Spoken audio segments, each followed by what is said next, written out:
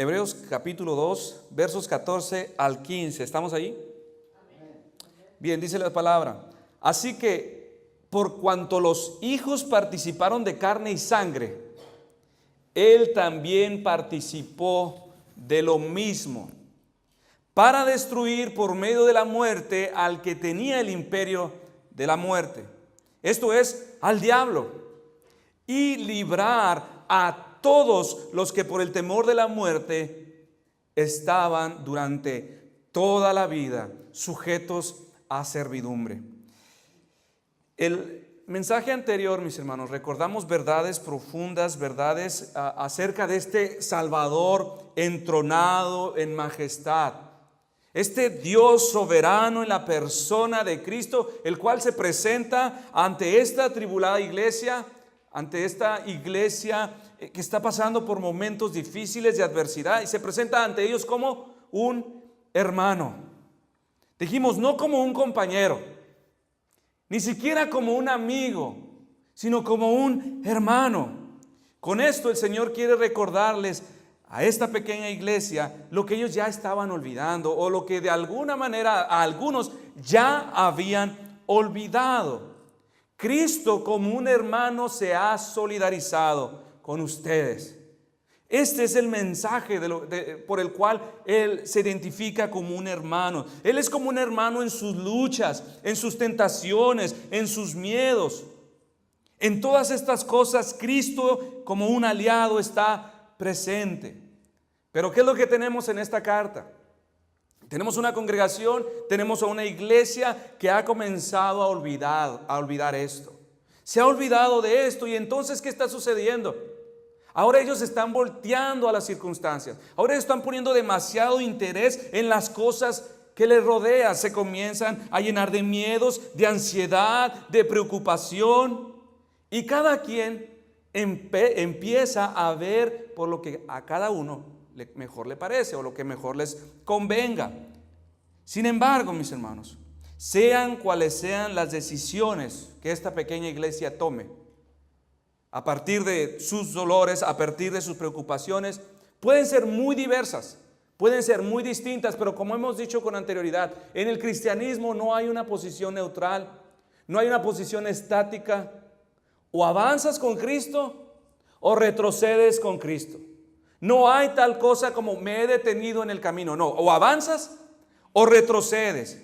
Y esto es lo que más adelante nuestro escritor, nuestro apóstol, abordará en un momento. No en este mensaje, pero en capítulos posteriores, donde él habla y hace un llamado a la apostasía. ¿Te afianzas en la fe o apostatarás de la fe? Y el escritor a los hebreos está consciente de todo esto. Por esta razón viene a recordarles a esta atribulada iglesia: Cristo el Salvador, el capitán de nuestra salvación, está en el trono, tiene a sus enemigos bajo sus pies. No se preocupen, Él al final se presentará con todos sus pueblos, sus hijos e hijas. Él dice: he aquí yo y los hijos que me dio Jehová. Este es el remanente que victoriosamente prevalecerá en medio de todos los pesares y amarguras de esta vida temporal. Pronto los enemigos de la iglesia serán removidos y olvidados para siempre. Cualquier cosa que venga a la iglesia, cualquier cosa que suceda, mis hermanos, está escrito. Jesucristo no olvidará a ninguno de los suyos. Él se presentará ante Dios con la totalidad de los elegidos. ¿Y qué va a hacer con esa totalidad de los elegidos? Dice, estará ahí presente en medio de la congregación, exaltando a Dios en alabanzas, alabándole, lleno de gozo por la misericordia y gracia del Padre. Ahora, vemos nuestro texto. Y lo que sigue haciendo este escritor es que sigue expandiendo esta solidaridad de Cristo con sus santos, con su amada iglesia. Él dice: así que, por cuanto los hijos participaron de carne y sangre, Él también participó de lo mismo. Primero, lo que nos está diciendo es que estos hijos son considerados como la causa por la cual Cristo estuvo dispuesto a tomar una naturaleza semejante, una naturaleza que Él no poseía. ¿Por quiénes? Por los que le fueron dados. De esto se dice, participaron de carne y sangre. Ahora, algo muy importante, mis hermanos, que seguramente ustedes ya lo saben, pero tengo que mencionarlo. En este verso 14 se mencionan 2 veces la misma palabra. ¿Cuál es esa palabra? La palabra participar. Dice, así que por cuanto los hijos participaron de carne y sangre, Él también participó, nuevamente, de lo mismo. La primera palabra es participaron. En su original es koinonía. Esta palabra significa simplemente tener comunión o estar en sociedad. Este es el significado de la palabra. En este sentido, entendemos que todos nosotros somos semejantes con respecto a nuestra humanidad. Somos iguales en naturaleza, todas las cosas están en común. Hombres y mujeres somos hechos de una misma esencia. Todos participamos de lo mismo. ¿Y qué es de lo que todos nosotros participamos? Aquí dice nuestro texto, de carne y sangre. Como bien sabemos, en las Escrituras para referirse a nuestra constitución humana se usa de muchas maneras el término carne. Y esto para distinguir una diversidad de aspectos que conforman el ser humano. Por ejemplo, la carne se distingue del alma. ¿Okay? La carne es distinta al alma, es parte de nuestra esencia. La carne es aquello que cubre los huesos y por donde, de entre la cual cruzan ligamentos, venas, arterias. Esta parte, esta forma, esta constitución que llamamos carne, esta puede ser destruida fácilmente. De hecho, muchos de los mártires en la historia y en la actualidad, esta es la parte por la cual pueden destruirles. Su carne puede morir y de hecho también esta carne sirvió de alimento a muchos leones, de aquellos hombres que fueron lanzados en jaulas o en fosos con leones. Sirvió de alimento para leones, para aves, para rapiñas, según el Salmo 79:2. Otras veces las Escrituras, al hacer el uso de esta palabra carne, lo hace para referirse a ese aspecto corruptible y débil del hombre. Juan 3:6 dice, lo que es nacido de carne, carne es. Entonces estamos viendo que no solamente se refiere a esta constitución carnal, sino también a este aspecto corrupto del hombre. En otras ocasiones para referirse a la pecaminosidad del hombre. Le llama la palabra en Juan 2:16 los deseos de la carne, para referirse a esa inclinación pecaminosa a la cual la carne es dada. Y en otras ocasiones usa este término para referirse a esta unión mística en el matrimonio. Serán los dos una sola carne. Y de esto es lo que estamos diciendo, que todos nosotros participamos. Y no solo de esto, sino también se agrega la palabra sangre. Sangre. Las palabras sangre en las Escrituras es vista como un medio de preservación de la vida, diciendo, porque la vida de la carne en la sangre está. Nosotros sabemos que nuestra carne, al perder algo de sangre, se debilita.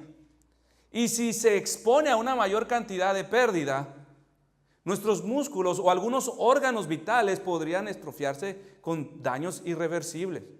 Y si perdemos mayor cantidad de sangre, podríamos llegar a la muerte.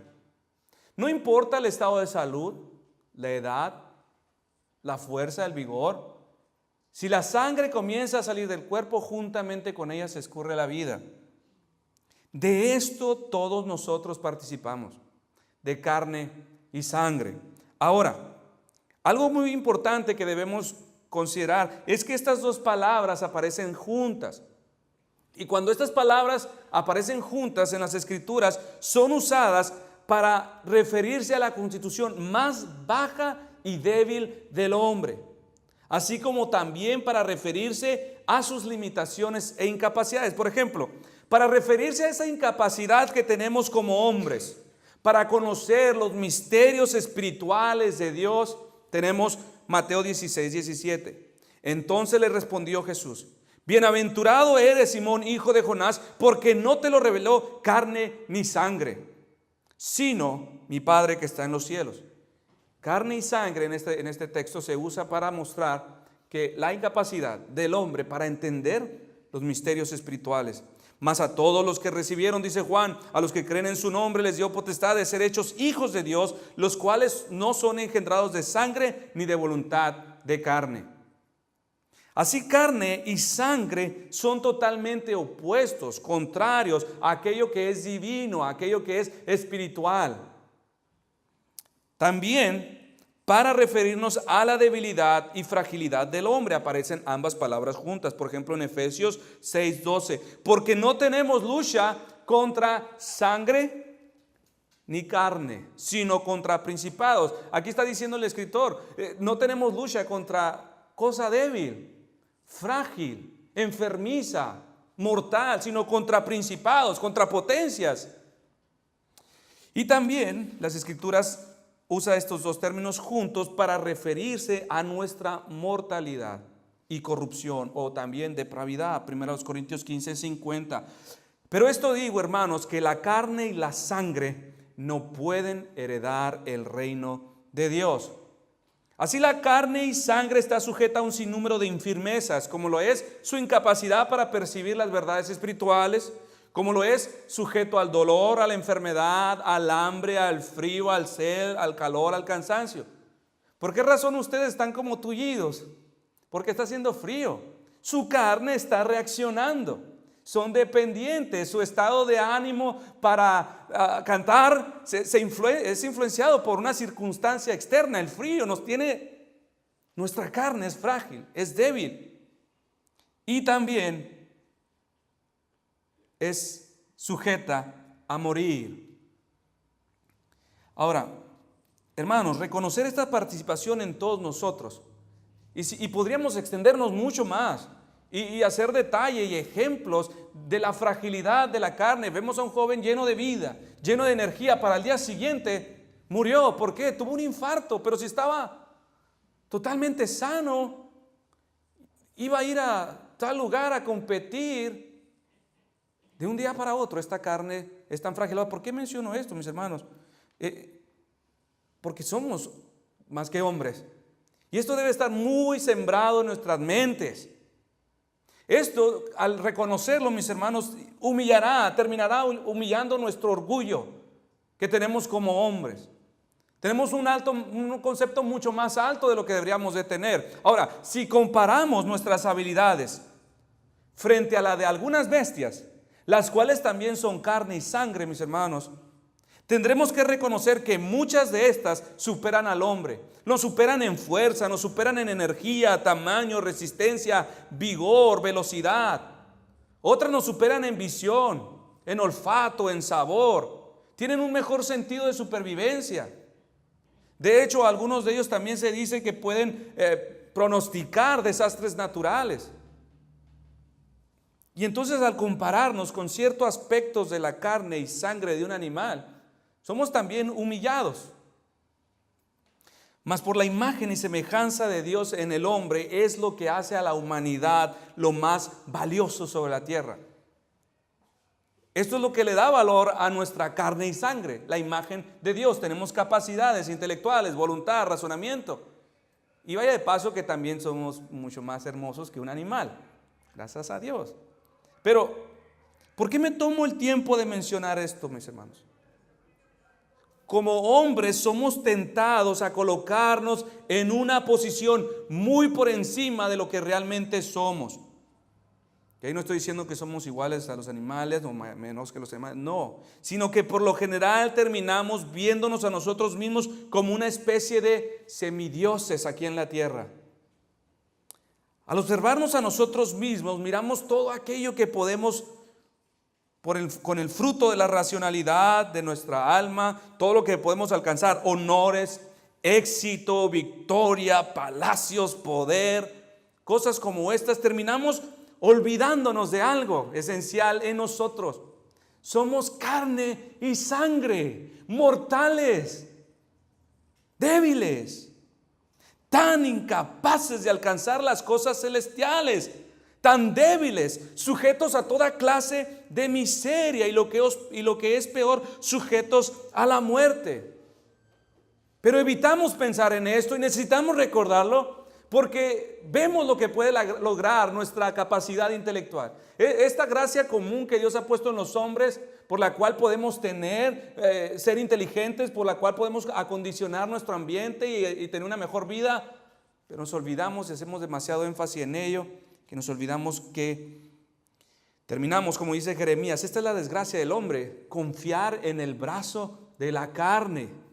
Examine su corazón a la luz de lo que estamos diciendo. ¿Estás confiando tú en el brazo de la carne? ¿En tus capacidades? ¿En tu cuerpo? Muchos hombres viven tan apresurados, tan afanados, tan ocupados, corriendo descuidadamente, haciendo cuentas, tesoros en la tierra, confiados en la infirmeza, en la incapacidad y mortalidad de su carne y sangre, para olvidarse de Dios y perderse para siempre. A estos dijo el salmista en el Salmo 9:20: pon, oh Jehová, temor en ellos, conozcan las naciones que no son sino hombres. Y nuestro texto continúa diciendo: Él también participó de lo mismo. ¿Tiene una idea de lo que estamos diciendo? Hemos enfatizado algo acerca de nuestra naturaleza, algo de nuestra participación mutua. Y dice la palabra, Él, aquel que en el capítulo 1 de Hebreos dijo, es Dios mismo en la tierra, también participó de lo mismo. Vemos nuevamente que esta palabra participar se repite, pero ahora con respecto al Hijo. Ahora lo que debemos saber es que la palabra participó con respecto a Jesús no es la misma que aparece primero, sino la palabra en su idioma original es metesho, la cual significa tomar, algo que no te pertenece. No sé si esta palabra metesho viene la palabra metiche, no sé, pero metesho significa algo que no te pertenece, tomar algo que no te pertenece. Y esta palabra es la que aparece para Cristo decir, y Él también tomó de lo mismo. Jesús tomó algo que antes no poseía. En este caso, esta naturaleza humana, corruptible, débil, frágil, sujeta a toda clase de infirmezas y miseria. Ahora, quiero hacer un paréntesis en esto que acabamos de escuchar. Jesús tomó algo que antes no tenía, pero que todos nosotros tenemos desde el día de nuestro nacimiento. Si observamos en detalle, mis hermanos, cómo la Escritura con pequeñas palabras niega muchas falsas doctrinas acerca de quién es Jesús bíblicamente. Por ejemplo, aquí se reconoce que previo a su encarnación, previo a tomar algo que antes no poseía, Él ya existía, cosa que algunas denominaciones niegan, ¿no? Él ya existía y Él no existía en una esencia de ángel. La Escritura nos dice, Él era Dios, Él era el Verbo. Y Él adhirió a esta naturaleza divina algo que no poseía, una humana. Al decir Él también participó de lo mismo, significa que Jesús era verdaderamente igual a un hombre común de carne y sangre, con todas sus limitaciones, de hueso y sangre, que tenía hambre, que tenía sueño, que se cansaba. Ahora, por ejemplo, también en lo que acabamos de leer, decimos, pues, Él era completamente un hombre, completamente tal y como usted y yo. Esto es increíble, mis hermanos. Algunas veces yo me he sentado a meditar, es increíble pensar en Jesucristo como uno conmigo. Es inconcebible a la mente. Veo a un Dios glorioso y pensar tan cercano, tan hermano. Por ejemplo, la herejía católica de la transubstanciación, la cual ellos enseñan que el pan y el vino se convierten en el cuerpo y sangre de Cristo. Y esto dice que sucede por igual en todas las capillas católicas donde se esté tomando la Eucaristía, le llaman, ¿va? O la hora de la comunión. Pero esto involucra a la humanidad de Cristo y esto está implicando algo muy significativo. Si verdaderamente se está convirtiendo en el cuerpo y la sangre de Cristo, pues habría de limitarse a un solo lugar. Porque la humanidad no es omnisciente, no es omnipresente, perdón. No es omnipresente. No es una mezcla de divinidad con humanidad. Esto no es lo que enseñan las Escrituras. Si nosotros creyéramos como ellos, que en el momento que se está tomando la comunión, el cuerpo de Cristo de una manera omnipresente está en todas partes, entonces no tenemos a un hombre, no era meramente un hombre, sino era otra clase de naturaleza divinificada, lo cual niega las Escrituras. Y no serviría como sacerdote, porque no sería semejante a nosotros. Tenía que ser uno exactamente como nosotros, con alma, con cuerpo, sangre, huesos. Pero ellos proponen tener una distinta naturaleza. Hebreos 2:17, esto es lo que nos dice, esto es lo que propone aquel que habría de ser nuestro sacerdote. Y muchas otras más que enseñan que Cristo no vino en carne. Otros enseñan que el cuerpo de Cristo era un cuerpo celestial que descendió del cielo. Otros enseñan que externamente era carne y sangre, pero el alma de Cristo era totalmente divina. Otras igual de absurdas, que no tenía hueso, diciendo que por esa razón ninguno de sus huesos se rompió, y porque la palabra dice que el verbo fue hecho carne y no hueso y carne. Pero vemos aquí que él participó exactamente de lo mismo. El autor toma estos dos términos para comunicar la forma más baja, para comunicar la hechura del hombre, y así decir que Jesús también participó de lo mismo. Esto intensifica, mis hermanos, la relación de Cristo con su iglesia. Participó de lo mismo. La profunda solidaridad de Cristo con aquellos a quienes llama sus hermanos. Ahora, y vaya participación, mis hermanos, que estuvo dispuesto a soportar nuestro Salvador, nuestro Señor. Recuerda cuando iban camino a Gólgota y que algún soldado ahí romano le ofreció beber una mezcla de vinagre con hiel, pero él no la quiso. Creo que, si no me equivoco, está en Mateo 27:34. ¿Por qué no la quiso?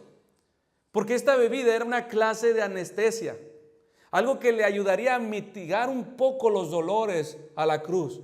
Y él estuvo dispuesto a absorber el dolor en su totalidad. No lo bebió, no lo quiso.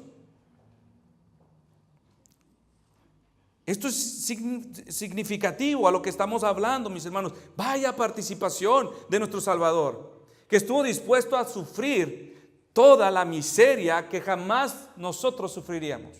Jamás, jamás, jamás. Hermanos, durante semanas hemos estado extrayendo de la Biblia a Cristo. Hemos estado sacando aspectos acerca de la divinidad, de su naturaleza humana. La hemos repetido, la hemos confirmado, la hemos extendido. Y para nuestra bendición o para nuestra condenación, mis hermanos, cuando nosotros exaltamos solamente a aquel que es Dios, indudablemente esto produce efectos en aquellos que es expuesto a este mensaje o en aquella congregación la cual escuchamos. Primero, esto puede causar un efecto como aburrir, desanimar, pero solo a los hipócritas. No significa nada. Todo esto que decimos glorioso acerca de Cristo no me mueve a amar a Cristo, no me mueve a desearle. Simplemente me veo tan necesitado, tan insatisfecho de todo. No responden, no hacen nada, y cada día simplemente se endurecen más y más. Y esto lo expone en el capítulo 3, más adelante lo veremos, nuestro escritor, la dureza del corazón. Pero mis hermanos, a los otros,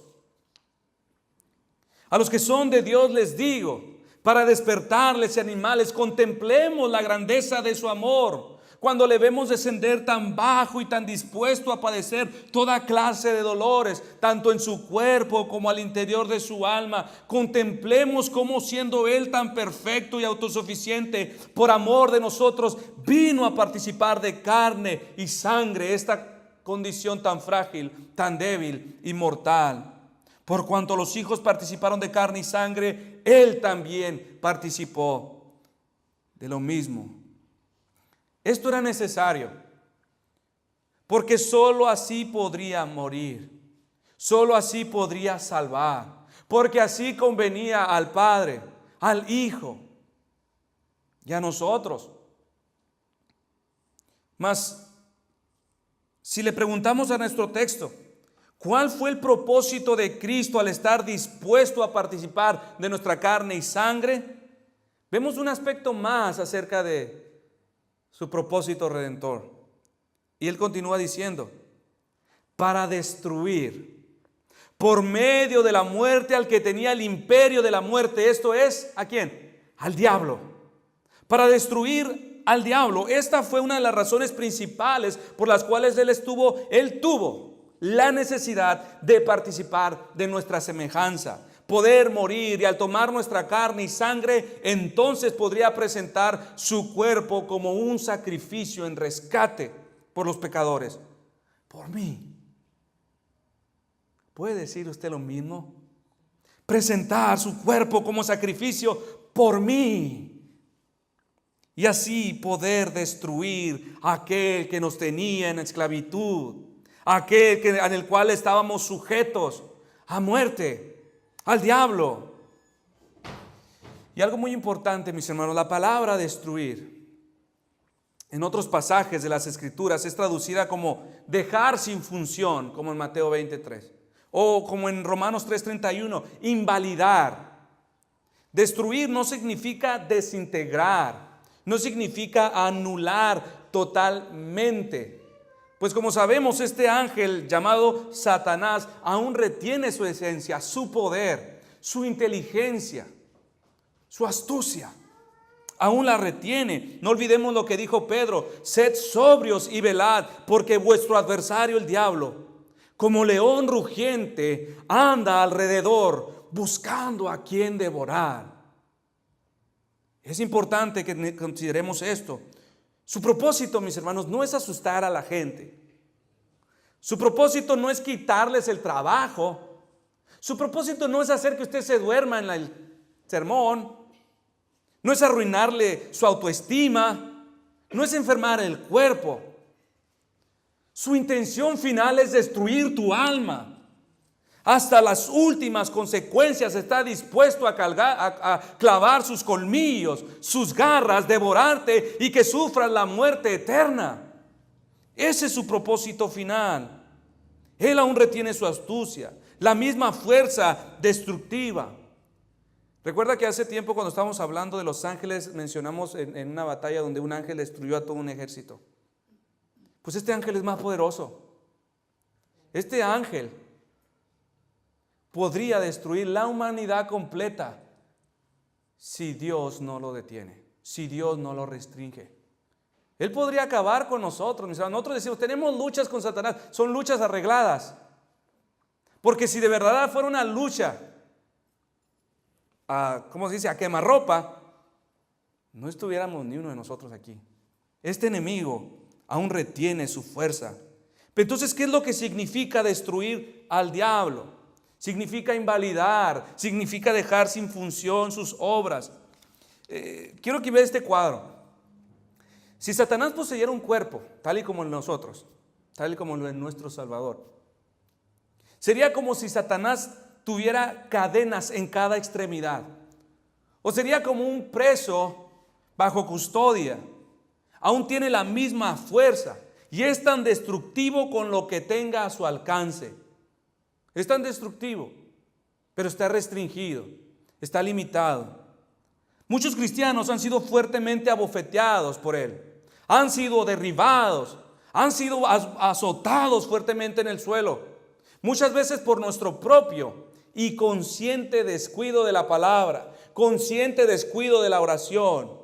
Jugamos a patearle el cerco al perro bravo, como cuando nosotros salíamos de la primaria. Recuerdo, en el camino había un perro chaparrito pero muy bravo, y ahí estábamos yo y un primo, péguele y péguele al cerco, patadas, y el perro salivero entre las mordidas del cerco. Y un día no nos fijamos, pues estaba abierto el cerco y ahí llegamos a patear el cerco.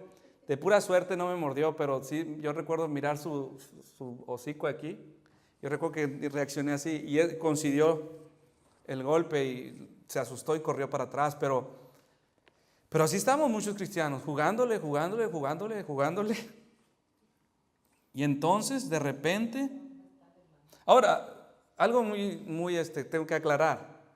Nosotros vemos ese perro bravo y nosotros sabemos que nos puede hacer daño, pero Satanás no se presenta así.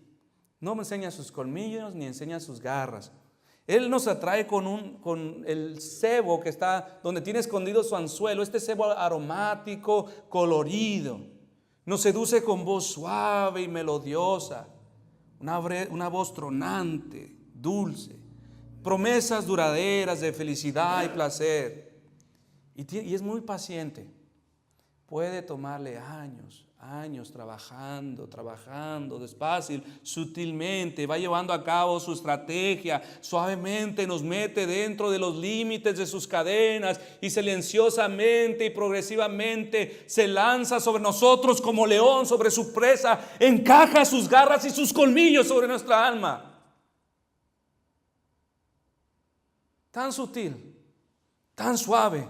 Y cuando ya te tiene inmóvil, ahora sí te acusa. Mírate. Y te dices cristiano. Mírate cómo estás. ¿Qué vas a hacer, cristiano? Mira, tú no eres como los demás. Mira qué bien les va a ellos. Y te invita a mirar atrás. Mira estas fotos, mira estos recuerdos. ¿Cómo vino todo esto, Mira, ¿qué son esas copas que están ahí? ¿No eras cristiano? Qué bien que te iba. Qué bien que te iba cuando no eras cristiano. ¿De qué te sirve ser cristiano? Tenías una mejor vida, eras más feliz. Eran más felices tú y tu esposa, eran más felices. Tu familia era más feliz. Y ahora que estás en Cristo, cuán desdichado y miserable eres. Y empieza a sumergirte en dolor, dudas, desánimo, culpas, vergüenza. Y comenzamos a cuestionar a Dios. ¿Acaso a Dios le importo? ¿Acaso Dios no sabe lo que estoy pasando? ¿Alguna vez ha visto esos videos cuando el entrenador o el que alimenta a los leones de repente lo toma el león, le encaja sus garras y toma al entrenador? ¿Cuántos hombres se necesitan para liberarlo de las garras de ese león? Hermanos, puede venir muchísimos hombres y es inútil el esfuerzo que hagan. Así están. Muchas veces así sucede con el cristiano que ha caído en sus garras. Ahí está, ven, arrepiéntete, vuélvete al Señor, búscale en oración, reúnete con los hermanos, pídeles que oren por ti, por tu esposo, por tu esposa. ¿Cuál es la necesidad? La iglesia puede interceder por ti. Exponte a la predicación, al estudio personal de la palabra de Dios, obedécela. Y no puedes. Y ahí están muchos medios de gracia, estos hombres, medios de gracia tratando de socorrer y no te pueden librar. Y ahí está el predicador, el maestro, la palabra. Toma, agárrate de los medios de gracia que Cristo ahora extiende para tu bien. Y el hermano o hermana no responde. Está como inconsciente. Está como noqueado. Está tan difícil librarle de ese estado. Y cada uno de nosotros, mis hermanos, en la experiencia cristiana, sabemos lo que estoy diciendo. Conocemos qué tan difícil es y levantarse del desánimo. Qué tan difícil es levantarse de la culpa, de la vergüenza, de la duda. Efesios 6, del 11 al 18. Vestíos de toda la armadura de Dios, para que podáis estar firme contra las acechanzas del diablo. Porque no tenemos lucha contra sangre y carne. No es una lucha débil, no es una lucha fácil, sino contra principados, contra potestades, contra los gobernadores de las tinieblas de este siglo, contra huestes espirituales de maldad en las regiones celestes. Por tanto, toma toda la armadura de Dios para que podáis resistir en el día malo. Y habiendo acabado todo, estad firmes. Estad pues firmes, ceñidos vuestros lomos con la verdad, vestidos con la coraza de justicia y calzados los pies con el opresto del evangelio de la paz. Sobre todo, tomad el escudo de la fe, con que podáis apagar todos los dardos del fuego del maligno. Y tomad el yelmo de la salvación y la espada del Espíritu, que es la palabra de Dios, orando en todo tiempo con toda oración y súplica en el Espíritu, y velando en ello con toda perseverancia y súplica por todos los santos. Pero ¿por qué descuidamos la mayoría de nosotros esta armadura? Porque es una armadura pesada, porque es una armadura fría, está dura y es algo incómoda. Solo hasta que estamos allá, en esas situaciones, cuando nos damos cuenta, o quizás no, nos es muy difícil darnos cuenta cuán importante es el calzado, esta coraza de justicia, este escudo de la fe. Tan difícil, tan duro, sí, pesado, sí, pero no penetran las flechas, no penetran los colmillos ni las garras de este león. Al momento no parecen tan importantes todas estas gracias, pero estas nos salvan, como decía el pastor en la mañana, de castigos innecesarios, de disciplina innecesaria, de dolores innecesarios. Bueno, ya estoy aquí en el lodo sangrando. Podría preguntarse, ¿ahora qué? Lo mismo. El Señor es el mismo de ayer, hoy y siempre. Aprenderás lo que te rehusaste a hacer cuando todo estaba bien. Aprenderás a disfrutar de la palabra. Aprenderás a amar la iglesia, aprenderás a perdonar, aprenderás a esperar, a aborrecer este mundo, a obedecer, a llevar todo en oración hasta que se aprenda. Pero hay consuelo en todas estas cosas, por el soberano y sabio consejo de nuestro Dios y para gloria de sí mismo. Él permite y Él expone a sus pequeños, a estos hijos débiles, los expone a un periodo difícil y los expone a este enemigo muy poderoso y les enseña a valorar, les enseña a sacar el máximo provecho de toda esta gracia que ya ha sido derramada ricamente sobre ustedes. Esta rica gracia como una armadura impenetrable, la cual quizás hoy vemos como o tomamos a la ligera y está colgada. Pero Dios no está ausente en nuestras luchas, mis hermanos. Recuerda cuando Satanás le pidió permiso a Dios para abofetear a Job, pero le puso un límite: no tocarás su vida. Pedro también padeció algo similar. Dijo también el Señor: Simón, Simón, he aquí es Satanás, os ha pedido para zarandearos como a trigo, pero yo ya he rogado por ti, que tu fe no falte, y tú, una vez vuelto, confirma a tus hermanos. Implica también un límite, va a volver, y ahora tú me vas a ayudar a confirmar a tus hermanos. Mis hermanos, Satanás no anda por allí soberanamente decidiendo, haciendo lo que le venga en gana con la iglesia de Cristo. Muchos allá afuera no sé en qué Dios han creído que tienen que quitarle, que tienen que arrebatarle al diablo. No. Nosotros, al Dios que servimos, los demonios le tienen que pedir permiso y están a su servicio. ¿Recuerda el endemoniado gadareno? Ellos pidieron permiso para entrar en ese hato de puercos. Dios envió un espíritu malo para atormentar a Saúl. Y vemos muchos más ejemplos de cómo Dios en su soberanía ordena. Y estos ángeles les sirven. Entonces, sea cual sea el asalto que suframos, ya sea por descuido o incluso, mis hermanos, puede ser ordenado en nuestro máximo esplendor de obediencia y fe, aún puede ser ordenado por Dios. Pero sea como sea, Satanás no tomará ninguna ventaja sobre los que somos hijos. ¿De dónde tomamos esta garantía, mis hermanos? ¿Dónde yo puedo tener esta seguridad de lo que estoy diciendo? ¿De dónde a usted yo le puedo decir, Satanás no puede tomar ninguna ventaja sobre ninguno de ustedes, los creyentes? Tengo una garantía.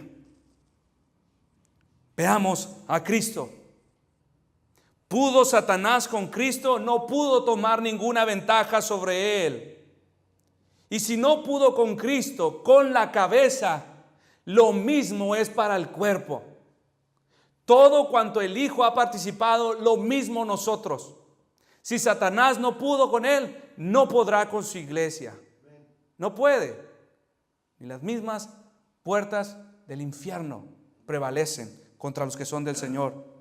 Recuerda el día de la tentación en Mateo 4:10. Entonces Jesús le dijo: vete, Satanás, porque escrito está: al Señor tu Dios adorarás y a Él solo servirás. El diablo entonces le dejó. Podemos con la tentación y los dardos mentirosos de Satanás. Tampoco cuando Satanás creía que lo había vencido en la cruz. ¿Qué nos dice Colosenses 2:15? Y despojando a los principados, a las potestades, los exhibió públicamente, triunfando sobre ellos en la cruz. Jesús lo despojó del imperio de la muerte, invalidó su obra. Satanás ha sido destruido. Y es de aquí donde tomamos nuestra garantía. Jesús es nuestra garantía de que así como Él, también nosotros. Volteemos a Cristo, mis hermanos, en nuestras tentaciones, en nuestros dolores, en nuestras angustias. Veamos al Señor. Así que por cuanto los hijos participaron de carne y sangre, Él también participó de lo mismo, para destruir por medio de la muerte al que tenía el imperio de la muerte, esto es, al diablo, y librar a todos los que por el temor de la muerte estaban durante toda la vida sujetos a servidumbre. No sé si así se lea. Lancelot Andrewes dijo, predicador: el que vino para realizar la gran obra de nuestra redención, o sea, Cristo, cubrió y escondió su divinidad dentro del gusano de su naturaleza humana, como en el Salmo 22 dice: mas yo soy gusano.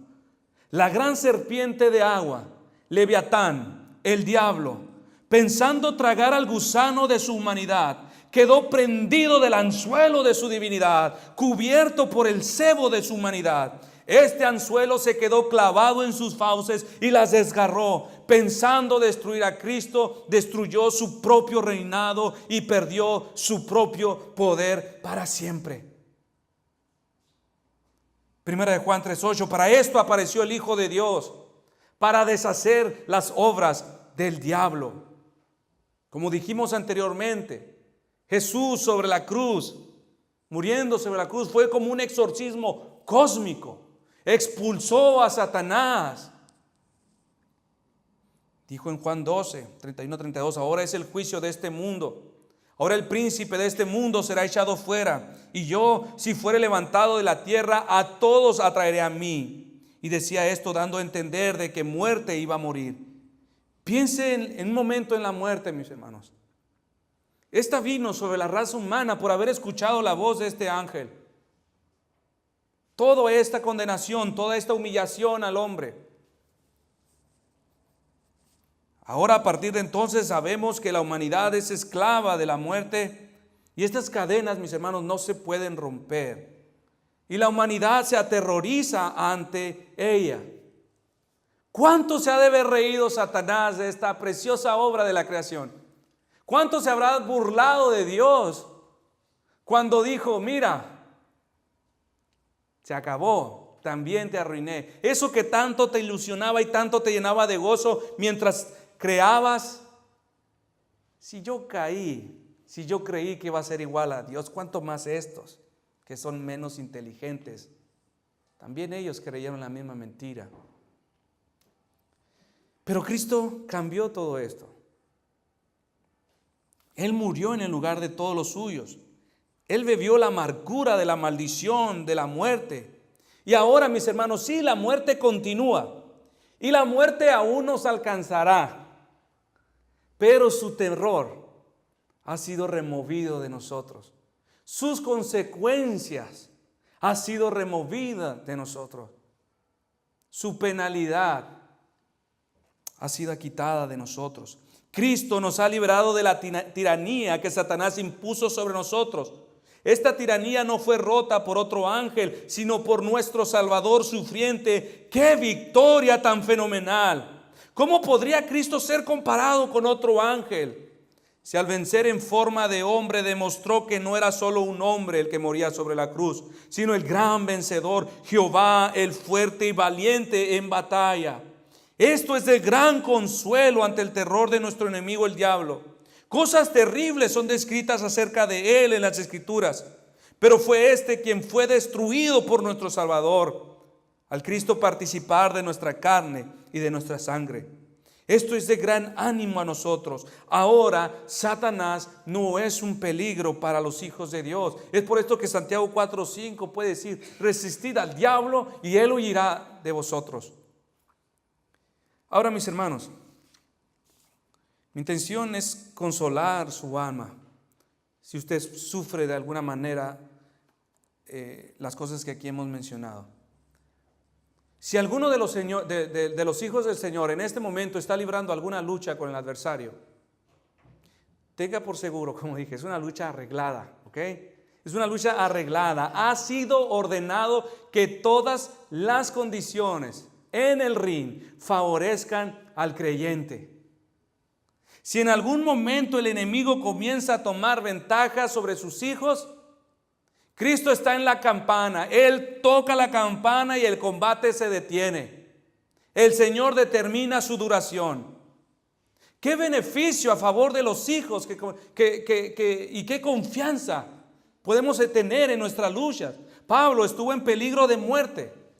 En Hechos 23:10, en una gran disensión, dice que se dio un tumulto ahí cuando estaba Pablo. Y Dios tocó la campana por medio del tribuno, dice Hechos. Y habiendo grande disensión, el tribuno, teniendo temor de que Pablo fuese despedazado por ellos, mandó que bajasen soldados y arrebatasen de en medio de ellos a Pablo y le llevasen a la fortaleza. Dios determina el tiempo. Y no solo eso, también ha ordenado e impuesto estas reglas de acuerdo a Romanos 8. Y todas estas son a favor de los amados de Dios. Cuando Satanás da un golpe, el Señor ha dicho que el creyente tenga 2 puntos a su favor. Pero le estoy pegando yo, pues que gane más puntos él. Al final de cuentas él va a ganar la batalla. Entre más le peguen, puntos a favor del que fue noqueado. Si él ve que Satanás comienza a tomar ventaja, él mete a los ángeles al ring. Salmo 91, 10 al 11. Y no necesita que toquen su mano para que entren a la arena. Y si él quiere también, él puede entrar al ring y aventar a las cuerdas a Satanás. Cuando se imponga sobre los suyos. Es por esto que digo que es una lucha arreglada. Y podemos obtener consuelo, mis hermanos. Es como el contrato de un sindicato. Todo está a favor del empleado. Así está con el Señor. Todo está a favor de sus hijos, de su amada iglesia. Cuando yo y mi hermano, allá hasta atrás, vivíamos en el Alto, California, cruzábamos unas 2 cuadras para visitar a una tía. Y en ese lugar había un jovencito que siempre hostigaba a mi hermano, ¿no? Mi hermano menor. Siempre lo hostigaba, le decía groserías en inglés, nos decía mojados, nos decía de toda clase de insultos. Constantemente. Era muy hostigado. A mí no me decía nada, era el más grande yo, pero sobre mi hermano, el más chico. Recuerdo que un día, mientras mi mamá se bañaba, pues no nos dejaban salir mucho de vagos. Pero ese día nos salimos. Nos fuimos atrás de los departamentos, estaba toda una sección de buzones del P.O. Box y mi hermano empezó a revisarlos. Y de curioso, ¿no? Un niño a ver qué tenía. Y desde allá del departamento, en la parte trasera, por la ventana, se asomó ese niño. Y le gritó en inglés, ¿no? Lárgate de mi correo. Y ya cuando lo vi dije, ay, este chamaco. Y lo miré que cerró la ventana y salió corriendo. Y dije, ya va a venir. Y dicho y hecho, ahí venía corriendo. Estábamos atrás de los departamentos. Venía corriendo, se acercó sobre mi hermano y se le puso frente a frente, ¿no? Él era más alto, mucho más alto. Y de repente tuve un momento de iluminación. Volteé para todos lados. Le dije, Daniel, estamos solos. No hay nadie. Estábamos atrás de los apartamentos, retirados. Y entonces como que mi hermano entendió la instrucción. Y de un momento cuando lo tomó de los pies, lo tumbó al suelo sobre el pavimento. No traía camisa el chamaquito. Estaban unos 13, 14 años, estaban de esas, 12 años, 10 años o menos, 9. Lo tumbó sobre el suelo Y yo estaba ahí. Yo solo me aseguré que este muchacho, este jovencito, no tomara ventaja sobre mi hermano. Cuando yo miraba que aquel se quería levantar, ¡pum!, lo jalaba y al suelo otra vez, y mi hermano volvía a ponerse sobre él. Y ahí estuve encargándome hasta que mi hermano desquitó todo su coraje. Mi hermano era más pequeño, él era más grande, pero yo me aseguré que no tomara ninguna ventaja sobre él. Le jalaba una pierna, le jalaba la mano, pero yo no lo tocaba, yo no lo golpeé. Mi hermano lo venció. Cuando ya nos desquitamos, tomé tan personal esa lucha, porque a él al castigar, cuando nos desquitamos, ya lo tomé a mi hermano, le dije, ya estuvo, lo jalé para atrás. Recuerdo que se iba a parar, todavía tenía energías, y recuerdo que de una patada lo regresé para atrás al suelo otra vez. ¡Pum! No éramos peleoneros. Nuestra familia sabe que éramos muy tranquilitos y muy bíblicos, pero vemos aquí que de alguna manera similar nuestro hermano mayor es. Nuestro hermano Cristo mayor se asegura que el enemigo no tome ninguna ventaja sobre los que son suyos. Él estará ahí presente. Le jalará la pata a un lado al diablo, le jalará la cola y los cuernos para el otro lado, pero no tomará ninguna ventaja sobre los suyos. El pequeño, nosotros somos mucho más débiles. Es irracional que nosotros podamos vencer al diablo. Sin embargo, en Cristo dice la Escritura que somos más que vencedores. Jesús ha vencido a este príncipe de la muerte, al que tenía el imperio de poder, pero aún hay algo más importante que debemos considerar, mis hermanos. Leamos nuevamente el texto, dice la parte final, al que tenía el imperio de la muerte, esto es, al diablo. ¿Quién quita la vida? ¿Quién hace morir? ¿Quién tiene poder para matar? De acuerdo a lo que acabamos de leer, a quien tenía el imperio de la muerte. Este lo tenía, el diablo. Algunos, al hablar de la fuerza y poder de Satanás, que es muerte sobre la humanidad, lo abordan como un tipo de dualismo, como un enemigo que tiene muy preocupado a Dios porque es tan fuerte, casi tan fuerte como Dios. Pero quiero que observemos en estos siguientes pasajes para extraer una verdad que debe motivarnos a confiar más en el control soberano de Dios. Por una parte hemos respondido, nuestro texto nos dice, este es el que produce la muerte, este es el que tiene el poder de la muerte. Pero Deuteronomio 32, 39, ved ahora que yo soy y no hay dioses conmigo. Dios hablando. Yo hago morir y yo hago vivir. Yo hiero y yo sano. Y no hay quien pueda librar de mi mano. Primera de Samuel 2:6. Jehová mata y él da vida. Y él hace descender al Seol y hace subir. El Señor Jesús en Lucas 12:5, refiriéndose a Dios nuevamente, dice, pero os enseñaré a quién debéis temer. Temed a aquel que después de haber quitado la vida tiene poder de echar en el infierno. Si os digo, a este temed.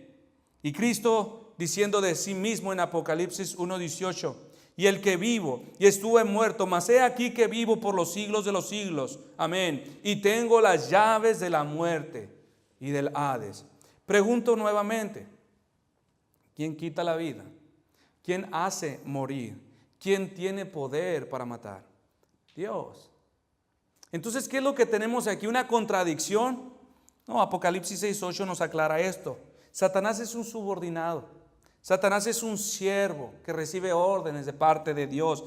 Dice el verso 6:8, miré ya aquí un caballo amarillo y el que lo montaba tenía por nombre muerte y el Hades le seguía y le fue dada potestad sobre la cuarta parte de la tierra para matar con espada, con hambre, con mortandad y con las fieras de la tierra. Tal y como Jesús le dijo a Pilato, ninguna autoridad tendrás contra mí si no te fuese dada desde arriba. Asimismo se le dice al diablo, si él tiene el poder para matar, simplemente Dios como un siervo, como un ejecutor de sus juicios, se lo ha concedido. Él es, en última instancia, el gran yo soy, el poderoso.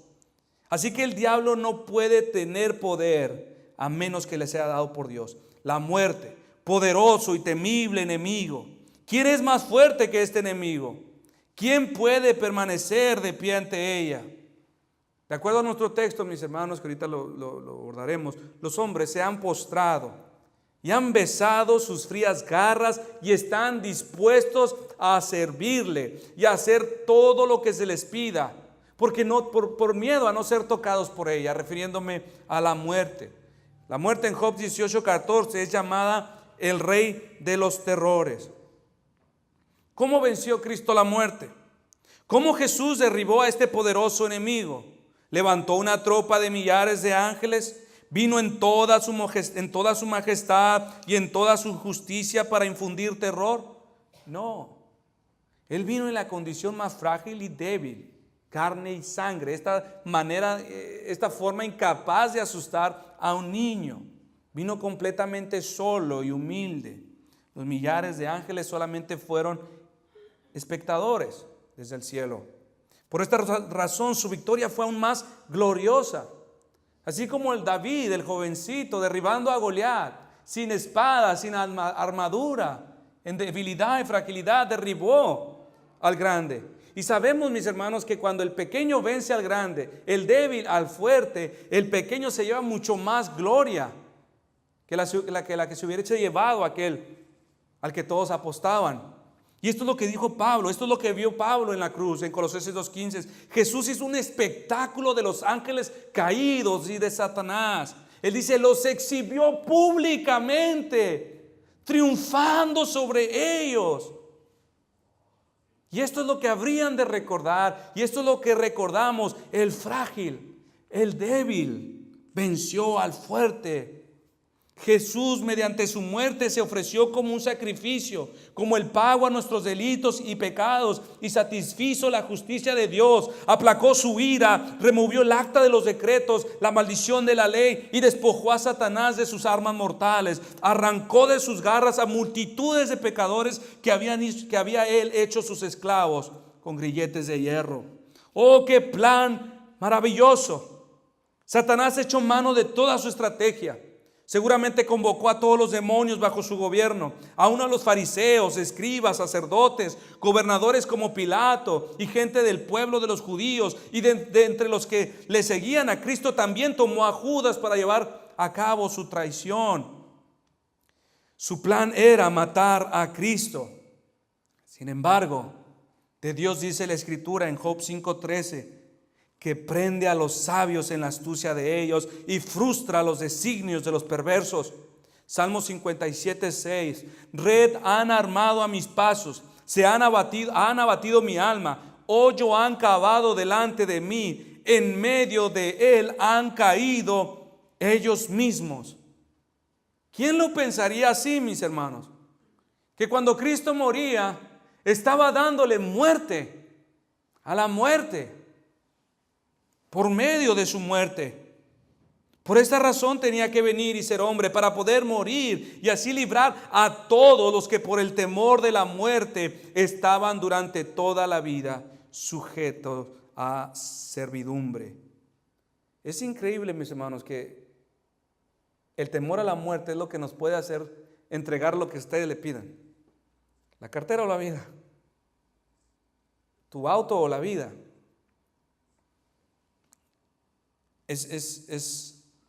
Ahora, esta es la condición del pecador, mis hermanos. Por temor de la muerte, él está sujeto a servidumbre toda su vida, como dice aquí, sujetos a servidumbre toda la vida. Y no va a hablar en contra de ella, no se va a oponer en contra de este amo porque le tiene miedo.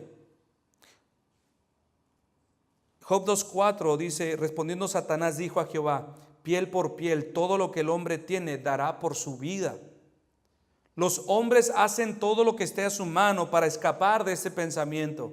Huyen de esta realidad. Al hablar de esto siempre dirán, vamos, hablemos de otra cosa. Muchos gobiernos han prohibido su proclamación desde los púlpitos porque produce una alteración en la psiquis de la mente. Es por esta misma razón que muchos predicadores llenan sus servicios de entretenimiento para escapar del pensamiento de la muerte. Incluso si ellos lo proponen, seguramente es porque ellos también temen ser alcanzados por ellas y sus terrores, que indudablemente viene tras ellos. Fue el miedo a la muerte lo que motivó a Adán a esconderse de Dios al oír su voz en Génesis 3:8. Esto fue lo que hizo decir a Caín: grande es mi castigo para ser soportado. Génesis 4:13. Este miedo llevó a Nabal a la muerte en 1 Samuel 25:37. Este mismo miedo hizo desfallecer a Saúl cuando por boca de Samuel se le dijo que Dios lo había entregado a los filisteos. 1 Samuel 28:20. Cuando Pablo predicaba el juicio venidero a Félix, este le dijo: vete, pero cuando tenga otra oportunidad te llamaré. En Hechos 24:25. Ahora, nosotros podríamos voltear hacia nuestra sociedad incrédula y podríamos preguntar: hermano, no parece ser que le tengan miedo, ¿eh?